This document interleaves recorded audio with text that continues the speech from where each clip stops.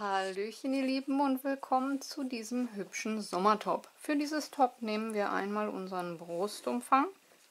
Ich häkel hier wie immer für Größe M, Größe 38 und das sind in etwa 100 cm plus minus.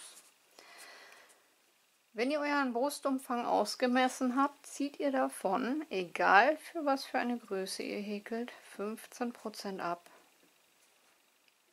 Das wäre in meinem Fall 85.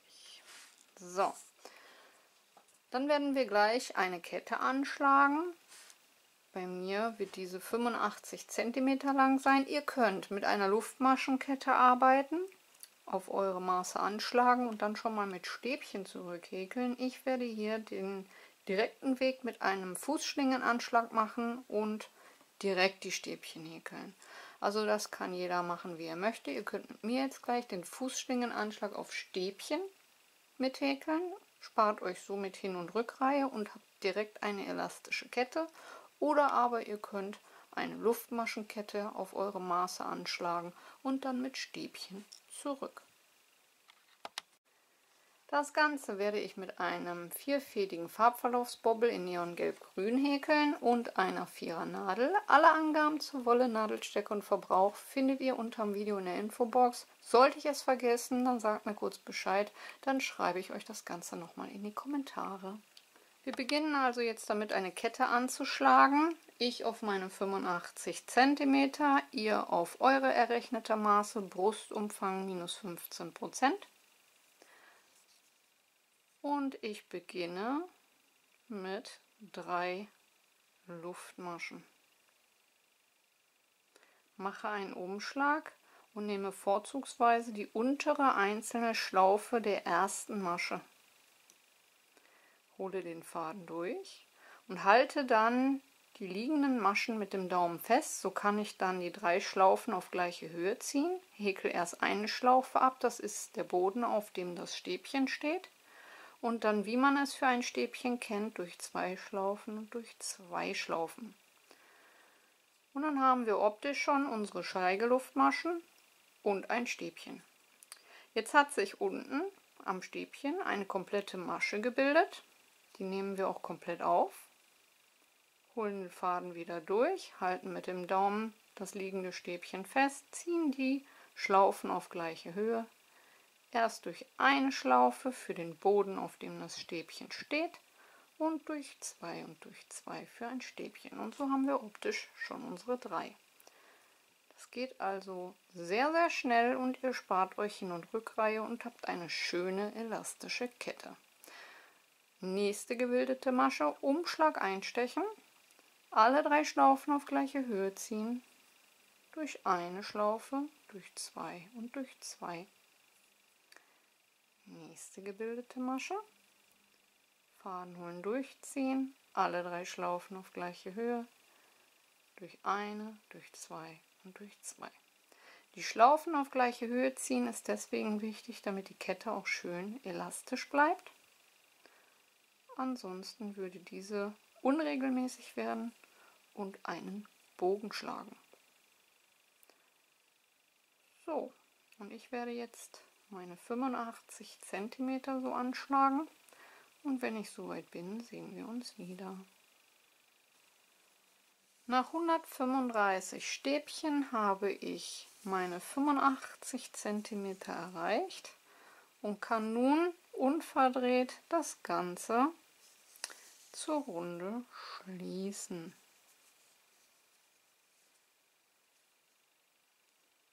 So.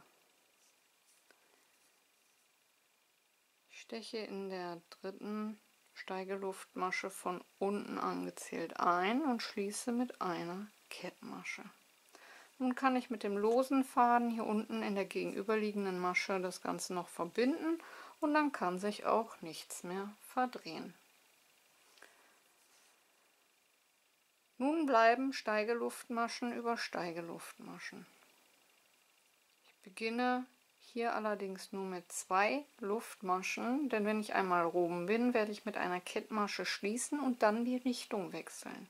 Das ist ab jetzt hier wichtig, dass wir in jeder Reihe die Richtung wechseln, damit die Naht, die sich hier bildet, schön in der Mitte bleibt und wir diese am Ende seitlich tragen können, sodass sie nicht auffällt. Und um die Naht etwas zu kaschieren, mache ich nur 2 Steigeluftmaschen. Würde ich 3 machen, würde sie etwas mehr zum Vorschein kommen. Weiter wird dennoch mit Stäbchen gehäkelt. Ich mache also einen Umschlag und gehe nun in das erste Stäbchen hinein und häkle ein Stäbchen. Wenn ihr mittig ins Stäbchen einstechen wollt, nehmt ihr nicht oben die Masche, sondern hier ist noch so eine Querschlaufe. Wenn ihr mit dem Nadelkopf drauf drückt, habt ihr 3 Schlaufen auf der Nadel und wenn ihr abmascht, seid ihr genau mittig im Stäbchen drin. Umschlag, nächste Masche, also nicht oben in die Masche einstechen, sondern hier vorne ist so ein V. Da geht ihr einfach mit dem Nadelkopf rein, habt automatisch 3 Schlaufen auf der Nadel, mascht ab und seid perfekt mittig im Stäbchen. Noch einmal, nicht in die Masche, sondern hier in dieses V hinein. Einfach mit dem Nadelkopf draufdrücken. Die Moment. So. Also nicht in die Masche, sondern in dieses V. Wenn ihr hier mit dem Nadelkopf draufdrückt, seid ihr genau in der Mitte.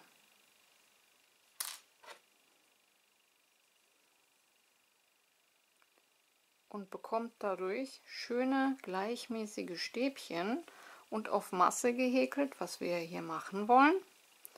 Ein schönes, schlichtes Stino-Top. Sieht das natürlich dann richtig toll aus, wenn alle Stäbchen richtig schön mittig eingestochen sind. Und ihr braucht hier auch gar nicht groß herumfummeln. Normalerweise reicht es einfach auf das V mit dem Nadelkopf drauf zu drücken und man hat es automatisch richtig auf der Nadel. Selten, dass die Nadel mal in einzelnen Fäden hängen bleibt. Ihr seht ja auch jetzt, das geht bei mir, ohne dass ich irgendwie groß rumfummeln muss. Und habe die dann alle schön in der Mitte. Und so häkeln wir jetzt einmal rum.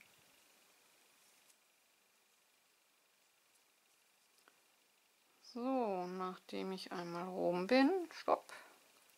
Hier hatte ich ja gesagt, Steigeluftmaschen bleiben über Steigeluftmaschen. Im Grunde kann man sagen, aus der ersten Reihe die Steigeluftmaschen von Anfang und Ende werden nun zu einer.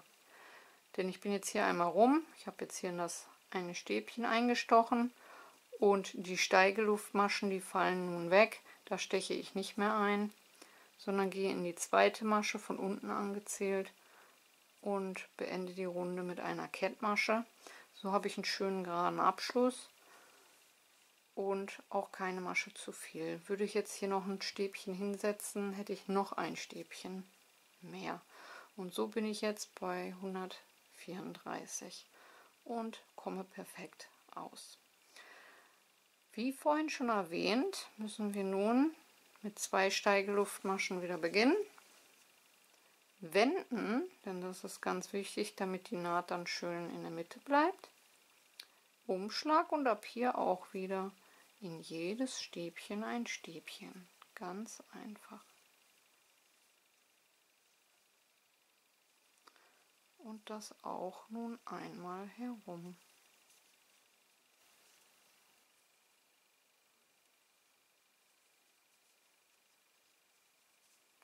Und am Ende, nachdem ich einmal rum bin, auch hier wieder Steigeluftmaschen bleiben über Steigeluftmaschen, steche ich in der zweiten Masche von unten angezählt ein und beende die Runde mit einer Kettmasche.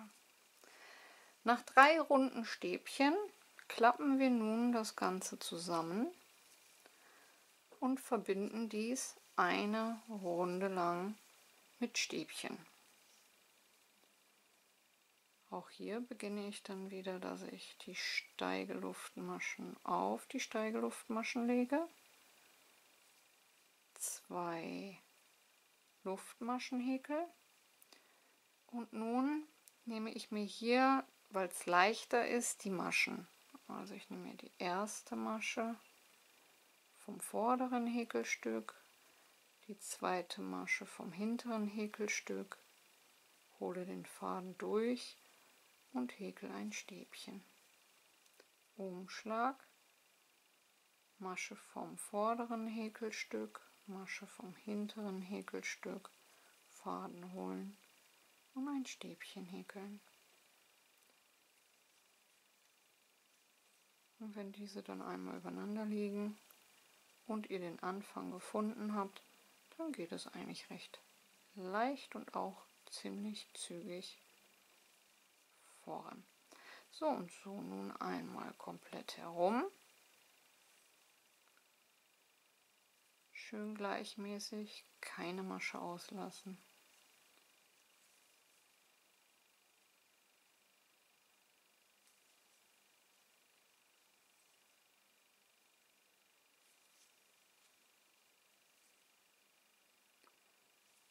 Und dann sieht das so aus. Auch hier schön gleichmäßig und dann bekommen wir so einen genialen Rand, wo wir später das Gummi noch durchfädeln können, um dem Top einen gewissen Halt zu geben.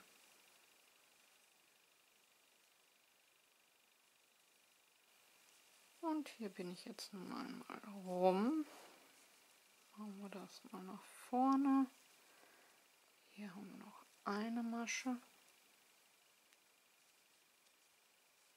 So. Und auch hier schließe ich dann in der zweiten Masche von unten angezählt mit einer Kettmasche die Runde. Und so sieht es aus. Und jetzt haben wir die Möglichkeit, einen normalen Gummizug zu nehmen, der über unsere Brust angepasst wird, und diesen können wir dann mit einer Sicherheitsnadel durch diesen Schlauch hindurchziehen.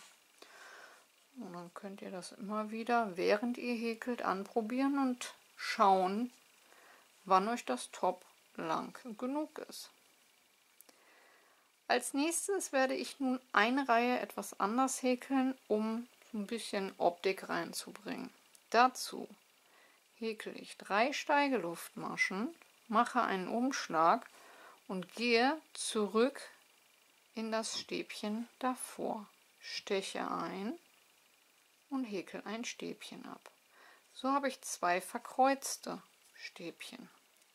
Damit sich das jetzt nicht wieder zurückdreht, mache ich hier meinen Marker hinein, damit ich weiß, wo ich am Ende der Runde schließen muss. Als nächstes lasse ich das nächste Stäbchen frei, steche ins übernächste ein, häkel dort ein Stäbchen. Umschlag, dann gehe ich zurück in das freigelassene und häkel wieder ein Stäbchen. Eine Masche freilassen, in die zweite ein Stäbchen, Umschlag in die erste zurück, ein Stäbchen. Umschlag, eine Masche freilassen, in die nächste ein Stäbchen, einen Umschlag und zurück in die freigelassene, ein Stäbchen.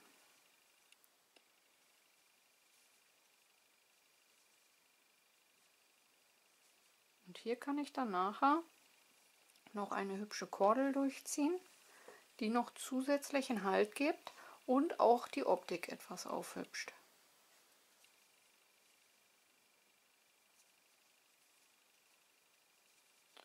Und so nun jetzt einmal komplett herum. Und am Ende der Reihe, nach der letzten Verkreuzung, schließe ich mit einer Kettmasche in der Masche, wo der Marker drin sitzt, das Ganze zur Runde. Und dann sieht es bereits schon so aus. Und ab hier geht es jetzt Runde für Runde, Reihe für Reihe, wieder ganz normal mit Stäbchen weiter in jede Masche ein Stäbchen, in der Reihe danach auch und in der danach auch. Und das so lang, wie ihr euer Topf für euch haben möchtet. Wichtig ist hier, in jeder Reihe, nachdem ihr die Runde beendet habt, wieder die Richtung zu wechseln, damit die Naht halt schön in der Mitte bleibt. Wenn ihr das nicht macht, wird diese anfangen, einen Bogen zu schlagen und das sieht nachher nicht schön aus und ist ärgerlich. Daher nicht vergessen, in jeder Reihe die Richtung zu wechseln. Und ich nehme euch selbstverständlich dabei mit, wie sich das Ganze bei mir entwickelt und am Ende aussieht. Wer möchte, kann sich jetzt schon einen Gummizug hineinfädeln oder aber nach ein paar Reihen hier schon mal eine Kordel, um immer wieder anprobieren zu können. Und mehr ist das auch nicht. Und dann sehen wir uns zum Endergebnis. Bis gleich.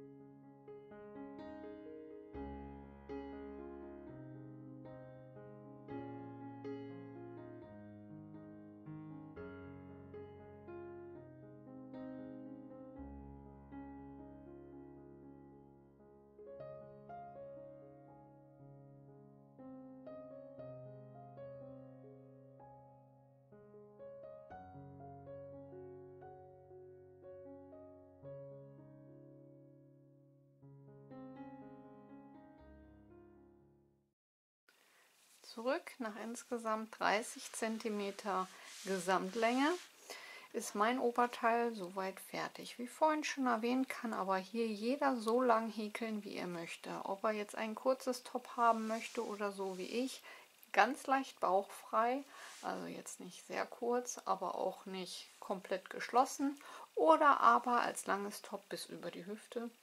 Ein Kleid wäre hier genauso möglich. Das bleibt jedem selbst überlassen. Ich hoffe, euch hat die Anleitung gefallen und ihr seid gut mitgekommen. Vergesst nicht eure Bewertung, wie immer ganz, ganz wichtig. Kanal abonnieren ist kostenlos. Glöckchen drücken und kein Video mehr verpassen. Weiterempfehlen, teilen, liken ist auf jeden Fall erlaubt. Und ansonsten wünsche ich euch viel Spaß beim Nachwerkeln und ich hoffe, wir hören uns zum nächsten Mal. Ciao, ciao.